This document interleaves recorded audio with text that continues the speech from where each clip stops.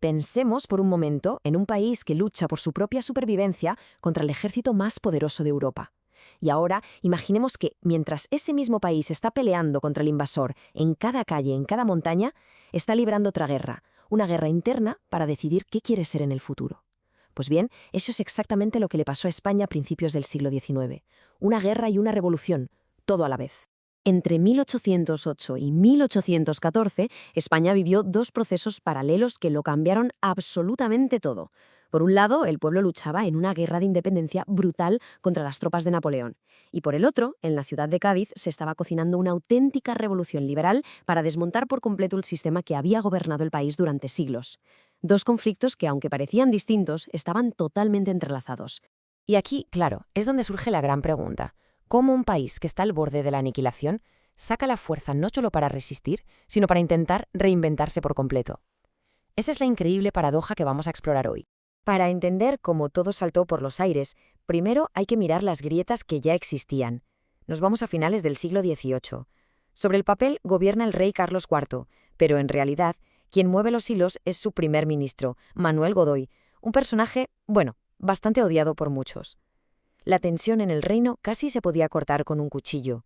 El sistema que había entonces era lo que llamamos el antiguo régimen. A ver, ¿qué significa esto? Pues básicamente un rey con poder absoluto, una sociedad dividida de forma súper rígida desde el nacimiento, nobles, clero y el resto, y una economía anclada en el pasado. Era como un edificio muy viejo, lleno de grietas que estaban a punto de reventar. Y claro, a este polvorín solo le faltaba una chispa: las malas decisiones políticas. Godoy decide aliar España con la Francia de Napoleón en contra de Gran Bretaña. ¿El resultado? Un desastre, pero un desastre con mayúsculas. La Armada española queda literalmente aniquilada en la batalla de Trafalgar en 1805. Y ojo, que esto no es solo una derrota militar.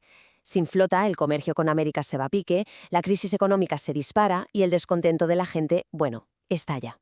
Y con este panorama llegamos a 1808, el año en que todo estalla. Las tropas de Napoleón, que habían entrado en España como supuestas aliadas para atacar Portugal, de repente muestran su verdadera cara. No son aliadas, son un ejército de ocupación. Y así, la crisis política se convierte en una crisis nacional y la monarquía se viene abajo como un castillo de naipes. Lo que pasa en esos meses es un auténtico torbellino. En marzo, el motín de Aranjuez tumba a Godoy y fuerza a Carlos IV a abdicar en su hijo, Fernando. Poco después, el 2 de mayo, el pueblo de Madrid se levanta en armas contra los franceses. Y justo después, Napoleón ejecuta su jugada maestra. Se lleva a la familia real a Bayona, en Francia, y allí les arranca la corona. El trono de España queda vacío, en manos de su hermano, y el país ocupado. La respuesta francesa a ese levantamiento fue de una brutalidad salvaje, y Goya la inmortalizó para siempre en esta obra que todos conocemos. Pero lejos de aplastar la rebelión, esta represión fue la chispa que prendió la mecha en toda la península. La resistencia se hizo general. Y aquí, de repente, ocurre algo impensable hasta ese momento. No hay rey, ¿y qué pasa con el poder? Pues que el pueblo lo asume directamente. Por todo el país se empiezan a organizar en juntas, que son como gobiernos locales que nacen de la nada para dirigir la resistencia. Y esto, cuidado, es revolucionario. La soberanía, el poder, ya no viene de Dios al rey, sino que nace del pueblo. Es la nación la que toma las riendas. Esta guerra, como se puede intuir en el mapa, no se pareció a ninguna otra. No fue una lucha de ejércitos formales en un campo de batalla, fue una resistencia total, una insurgencia popular que se extendió por cada rincón, haciendo imposible que los franceses controlaran de verdad el territorio. Y esto dio lugar a una nueva táctica y a una nueva palabra que ha hecho historia: la guerrilla. Pequeños grupos de civiles armados, gente normal, que conociendo el terreno como la palma de su mano y con el apoyo de la población le hacían la vida imposible a un ejército muy superior. Figuras como el empecinado o el cura Merino se convirtieron en auténticas leyendas. Pero mientras España entera ardía en esta guerra, en una ciudad del sur, casi inexpugnable y protegida por la flota británica, se estaba librando la otra batalla. Nos vamos a Cádiz. Allí las armas no eran los fusiles, sino las palabras. Y el objetivo no era solo expulsar al invasor, sino construir un país completamente nuevo. En Cádiz se encontraron cara a cara dos Españas. Por un lado estaban los absolutistas, los que querían que cuando todo acabase, todo volviera a ser como antes, con el rey mandando y punto. Y por otro, los liberales, gente muy influida por las ideas de la Ilustración y de la Revolución Francesa, que soñaban con una nación moderna, con ciudadanos libres e iguales ante la ley. ¿Y cómo se organizó todo este debate? Pues todas esas juntas locales que dirigían la guerra se acabaron uniendo en una junta central, que tomó una decisión histórica: convocar un Parlamento Nacional, las Cortes, con una misión que era, en sí misma, revolucionaria: redactar la primera constitución de la historia de España. Y lo que salió de esas Cortes en 1812, la que conocemos como la Pepa, fue asombroso para la época. Desmantelaba sobre el papel todo el antiguo régimen. Decía que el poder era de la nación, no del rey. Establecía la división de poderes, el sufragio universal masculino, algo increíble entonces, derechos individuales como la libertad de imprenta, y se cargaba los privilegios feudales y hasta la Inquisición. Vamos, dinamita pura para los cimientos del viejo sistema. La proclamación de esa constitución en Cádiz fue un momento de euforia total. En medio de la guerra más terrible de su historia, España había sido capaz de crear una de las constituciones más avanzadas del mundo. Parecía que las ideas habían triunfado, que una nueva nación acababa de nacer. Y entonces, en 1814, la guerra termina. Napoleón es derrotado y el rey que había estado cautivo, Fernando VII, al que llamaban el Deseado, por fin regresa a España. La nación entera, la que había luchado y muerto en su nombre, le esperaba con los brazos abiertos. Pero las esperanzas de todos esos revolucionarios liberales estaban a punto de saltar por los aires.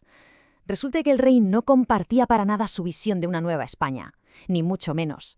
La traición fue inmediata y total. Lo primerísimo que hizo Fernando VII al volver fue anular la Constitución y restaurar el absolutismo como si nada hubiera pasado. Y con eso desató un ciclo de conflicto que va a marcar todo el siglo. En 1820, un levantamiento militar le obliga a aceptar la Constitución a la fuerza. Pero es que, en 1823, y esto es muy irónico, otro ejército francés invade España para devolverle el poder absoluto, dando comienzo a una década de represión brutal. Y esta imagen lo resume todo. Ilustra a la perfección el destino de muchos de los que habían luchado por la libertad. Los héroes de la Revolución Liberal fueron perseguidos, se tuvieron que exiliar, o como el general Torrijos y sus hombres, acabaron fusilados. La traición del rey Deseado fue absoluta. Y mientras España se desgarraba en esta lucha interna entre liberales y absolutistas, al otro lado del océano, el eco de todo este caos estaba a punto de derrumbar un imperio de siglos. Aquel vacío de poder en España fue la señal que los líderes criollos en América estaban esperando. Con la metrópoli en llamas, figuras como Simón Bolívar o José de San Martín vieron su oportunidad de oro y la aprovecharon. En poco más de una década, casi todo el gigantesco imperio americano de España se desmoronó y se perdió para siempre. Entonces, ¿qué nos queda de todos estos años tan convulsos? Pues nos queda una España rota, una nación partida en dos, con dos visiones del mundo tan opuestas que su enfrentamiento va a definir, para mal, todo el siguiente siglo de su historia. Y esta es la reflexión final, porque la lucha entre la España liberal de Cádiz y la España absolutista del rey no terminó en 1814. Fue solo el primer asalto de un conflicto larguísimo que se manifestaría en forma de guerras civiles una y otra vez.